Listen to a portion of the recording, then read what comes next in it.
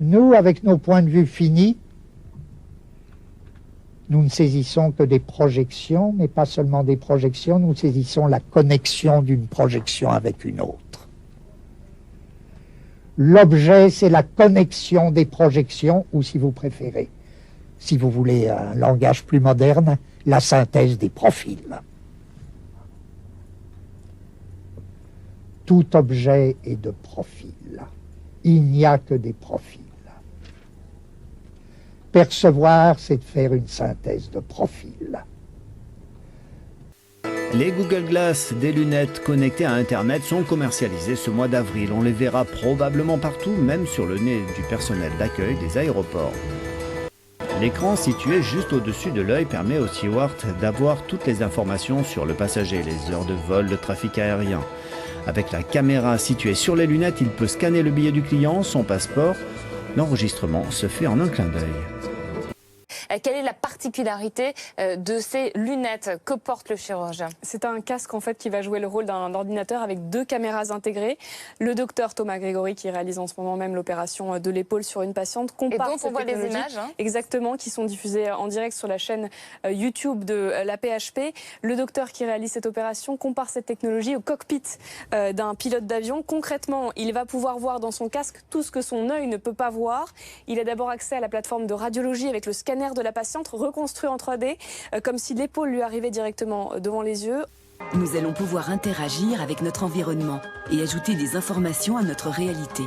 C'est ce qu'on appelle la réalité augmentée. L'erreur ne vient pas de ce que je perçois, après tout je perçois ce que je perçois, elle vient du jugement que je confonds avec ma perception. Elle vient du fait que je perçois quelque chose et j'en déduis indûment que c'est la vérité. Et c'est le propre du délire, ça, justement. C'est le propre de celui qui, par exemple, prend ses désirs pour des réalités. Identifier une personne grâce à la reconnaissance faciale, traduire et sous-titrer instantanément un film,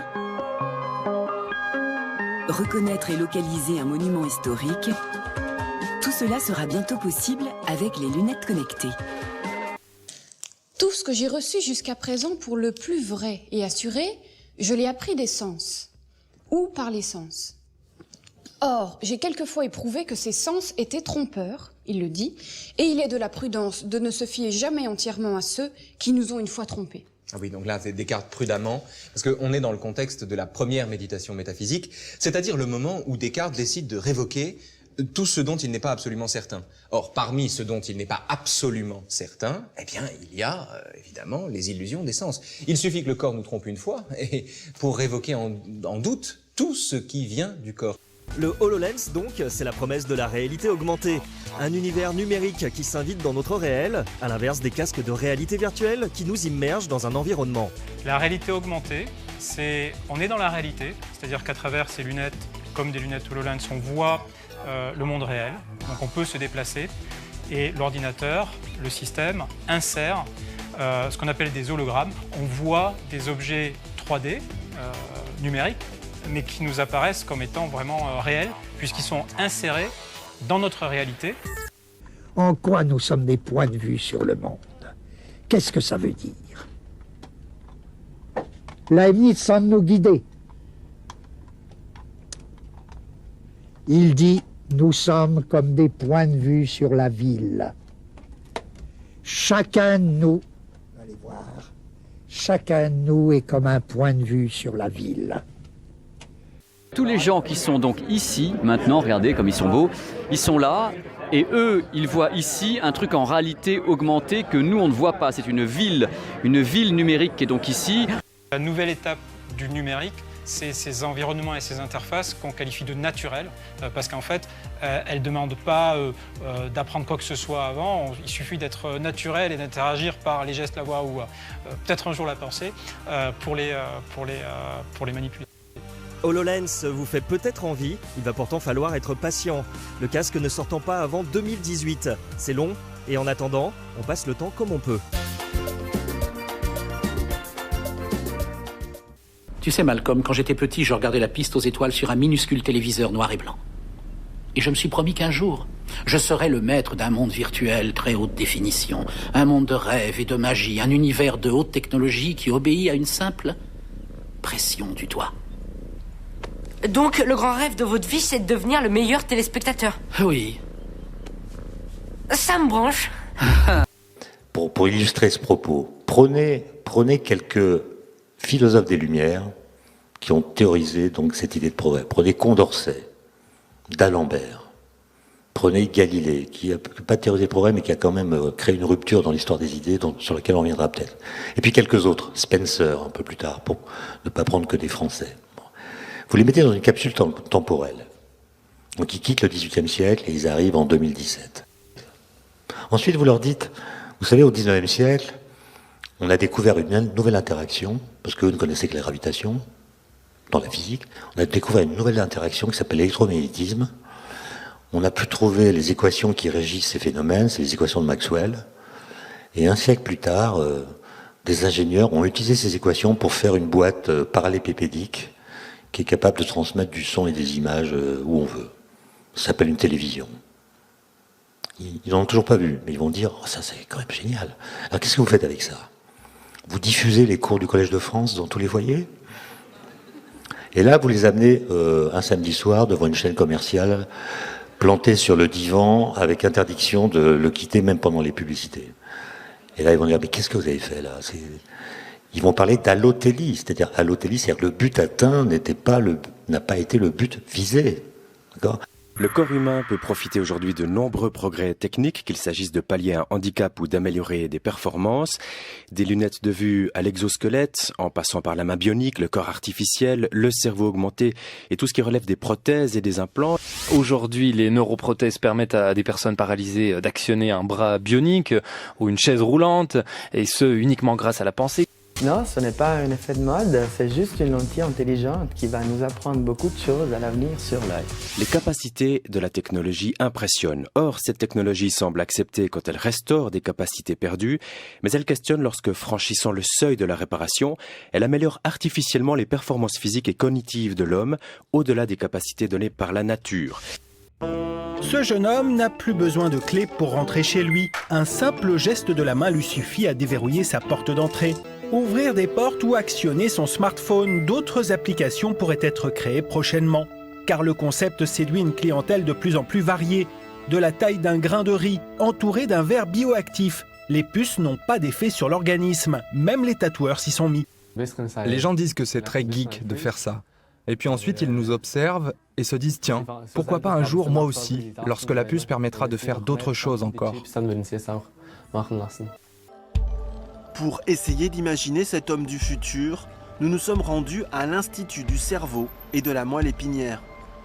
Ici, on cherche à augmenter les capacités cognitives des sujets.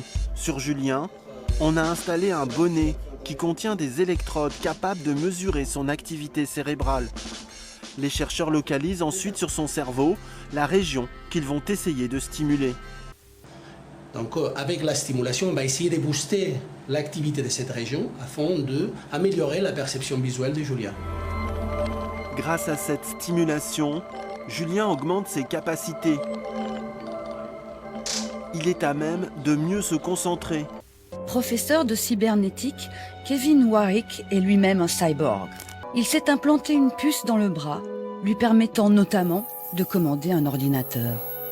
On a un imaginaire qui nous porte non seulement à penser qu'on peut réparer toutes les maladies, mais aussi qu'on peut tous devenir des super-héros. Certains pensent déjà même à aller plus loin, à repousser les limites. Dans leur centre de recherche, ils travaillent sur toutes les techniques qui pourraient transférer l'intelligence humaine, et donc avec elle sa conscience, dans une machine.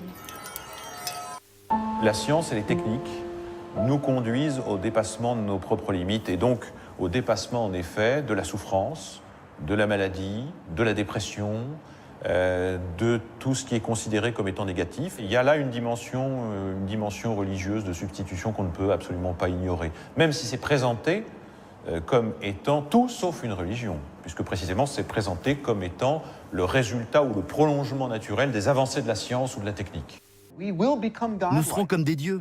Les gens ne veulent pas l'entendre, mais nous serons omniscients, capables de tout savoir, de connecter nos cerveaux directement à Google. Nous serons omnipotents. Nous pourrons maîtriser un objet à l'autre bout de la planète. Nous serons omniprésents, capables de connaître les pensées de quelqu'un au Japon ou à Hawaï, n'importe où et à n'importe quel moment. Se débrancher ne se fera qu'au prix d'une grande solitude. L'accès à des technologies de plus en plus sophistiquées, de plus en plus coûteuses, ne travaille pas nécessairement une amélioration du bien commun, elle peut être un projet pour une élite.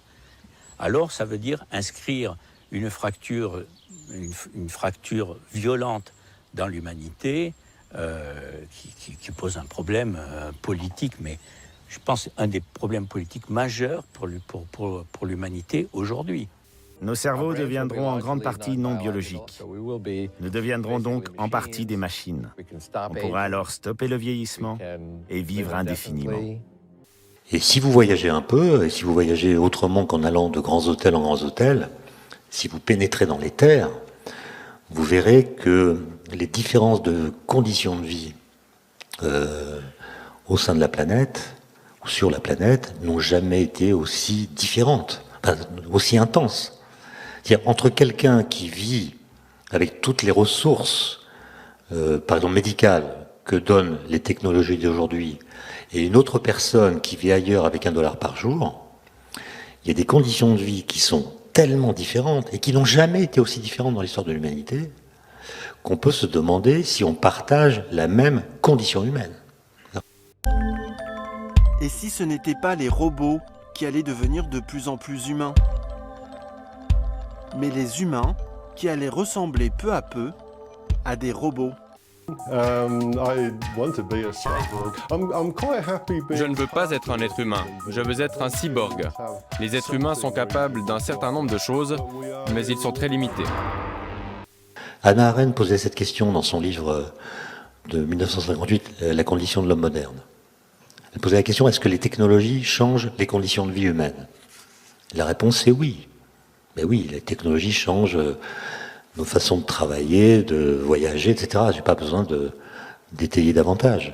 Ensuite, elle disait, est-ce que ça va changer, si on passe certains degrés, la condition humaine? C'est-à-dire le rapport à autrui, le rapport à la vie et le rapport à la mort. Et on voit que c'est ce qui se passe. Le rapport à la vie est modifié, le rapport à la mort est modifié. Pour simplement parler de la condition humaine, nous ne partageons plus tout à fait la même condition humaine si on étend le regard à l'humanité tout entière. Je vous rappelle qu'il y a 1,7 milliard de personnes qui n'ont jamais vu une prise de courant électrique de leur vie. Alors ces gens, on ne les voit pas, on ne sait pas où ils sont, donc on fait exactement comme s'ils n'étaient pas là. Nous, on a l'impression qu'on est tous branchés, c'est qu'à le dire, branchés avec des téléphones, à courir derrière des trains ou des avions. Non, il y a des gens qui ne bougent pas et qui n'ont jamais vu une prise de courant électrique. Mais ils sont absents de notre représentation de l'humanité.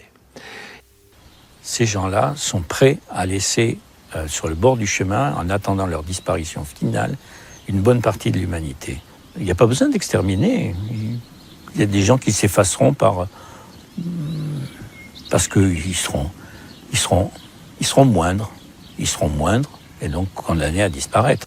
La vérité est relative au point de vue.